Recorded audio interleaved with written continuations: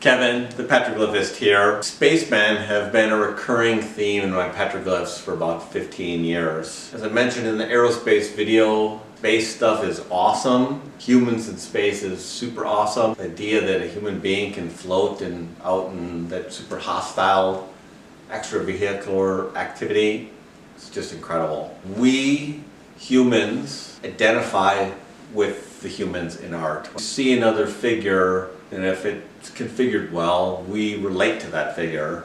In my work, I'm looking for an image with which the viewer might identify more intimately than a bird or a satellite or a tractor is a human figure. In the petroglyphs, the spacemen are always carved upside down. This is to indicate they're not constrained by gravity. If the figure is right side up, like I'm standing here, and they're in a spacesuit, it implies maybe some sort of disaster. Whereas if they're upside down, it implies maybe they're excused from gravity, and that's what I'm going for. With the works on paper, collectors can hang them whatever way they like. Often, they like to hang them right side up, and I'm totally cool with that. The first spaceman I carved was in the hills of North Berkeley. The piece is in a garage that's founded on a giant piece of rhyolite. And at the bottom is the BART train, and in the middle are different ships and sailboats of the San Francisco Bay. And then there's the airplanes, satellites, International Space Station, and at the very top is this small figure. It's related to figures in ancient rock art and figures in the rugs. This particular figure is drawn from a 1960s moonwalking astronaut. This piece was made in 2011 while I was working on the carving. This is on heavy-duty printmaking paper. The sheet paper impressions are more graphically strong than the handmade paper, but the handmade paper captures the sculptural depth in more detail. In 2014, I returned to Ingomar, Montana. The pictograph is a photorealistic painting of an upside-down spaceman out on the finger of a sandstone cliff in the prairies of Montana. It's an ephemeral piece and a conceptual piece in that it only exists in the documentation. The piece is the photos and is the videos, and they turn out great. The video's excellent. You can see it online, so check that out.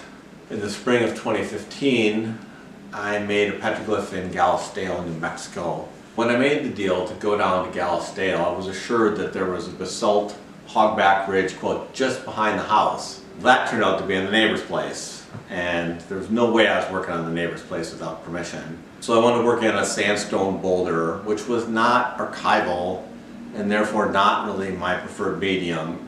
The sandstone was heavily textured to begin with, and it made seeing the spaceman a little difficult and made me have to really carve the spaceman deeply, which led to these very 3D prints.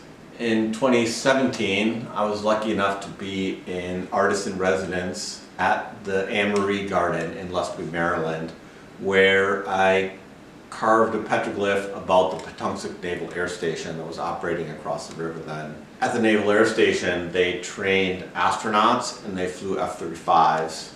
So I made this petroglyph to memorialize their work there. Like the other pieces, the carving is upside down.